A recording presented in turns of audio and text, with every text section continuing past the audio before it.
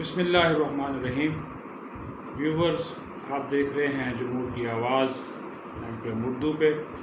امید ہے آپ خیریت سے ہوں گے. اور جو ایک وتیرہ ہے تحریک انصاف کا، چیزوں کو گڈمڑ کرنا، اعلیٰ عدلیہ پہ، اداروں پہ، فوج کی قیادت پر پریشر ڈالنا، ان کو بلیک میل کرنا، ان پر اثر انداز ہونا اور اپنی مرضی کا رزلٹ حاصل کرنے کی کوشش کرنا، وہی ہوا. اب آپ دیکھ لیں، چیف جسٹس اسلام آباد ہائی کورٹ جناب جسٹس عامر فاروق کے خلاف باقاعدہ طور پر ایک غلیظ، گندی، بے حیائی پر مبنی، فحش اور میں کہوں گا بے غیرتی اور بے شرمی پر مبنی سوشل میڈیا کمپین چلائی جا رہی ہے، جس کی مذمت وفاقی وزارت قانون و انصاف نے بھی کی ہے، اور ساتھ ساتھ ملک کے جو نامور وکلا ہیں، ہماری جو لیگل فرٹرنٹی ہے، اس نے بھی اس کی مذمت کی ہے. یہ عجیب بات ہے کہ آپ کے حق میں فیصلہ آ جائے، آپ شادیانے بچاتے ہیں. کوئی جج آپ کے خلاف فیصلہ دے دے، وہ پاکستان کا بھی غدار بلکہ وہ دنیا کا غدار بنا دیا جاتا ہے. اس کی فیملی، اس کے بچے، اس کا اسکول، اس کی تعلیم، اس کی ڈگریاں، اس کے رشتہ دار، ان کا کچا چٹھا، یعنی کہ تمام ان کی عزت و ناموس یہ PTI اور یوتھ مافیا خاک میں ملا دیتا ہے. لیکن وہ مرد حر ڈٹا ہوا ہے. اس نے تو ابھی کوئی ایسا ڈیسیجن دیا ہی نہیں جو عمران خان کے خلاف جاتا ہو. اس نے پیر کا وقت مقرر کیا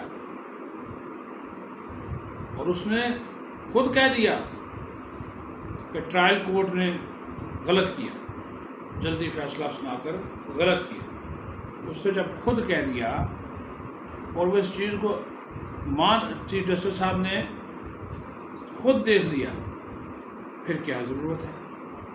یعنی کہ لطیف خوسا کی بات مانی جائے، جو کہتا ہے کہ ٹھیک ہے جی، آپ نے جو مرضی فیصلہ کرنا کر دیں، اب ہم یہاں پہ نہیں آئیں گے، ہم تو آپ کی معاونت کے لیے موجود تھے، اب ہم یہاں پہ نہیں آئیں گے. یہ کون سا طریقہ ہے؟ یہ بلیک میلنگ ہے نا.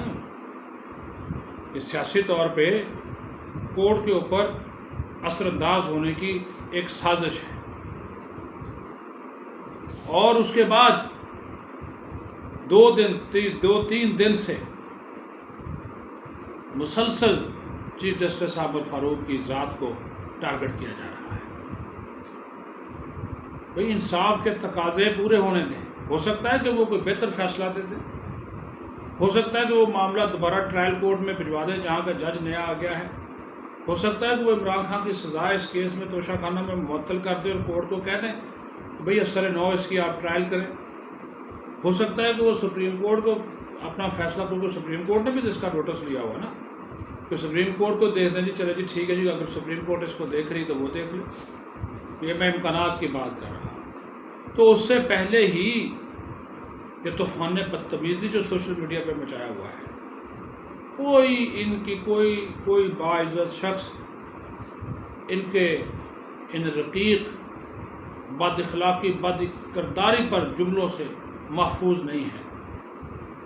ہم بھی یہ جب ویلاگ کرتے ہیں تو الفاظ کو بہت سوچ سمجھ کر استعمال کرتے ہیں کہ جناب کوئی غلطی اور گستاخی نہ ہو جائے. لیکن یہ جو مافیا ہے، سوشل میڈیا کا PTI کا مافیا، یہ کہتے ہیں کہ بس وہ باہر آئے.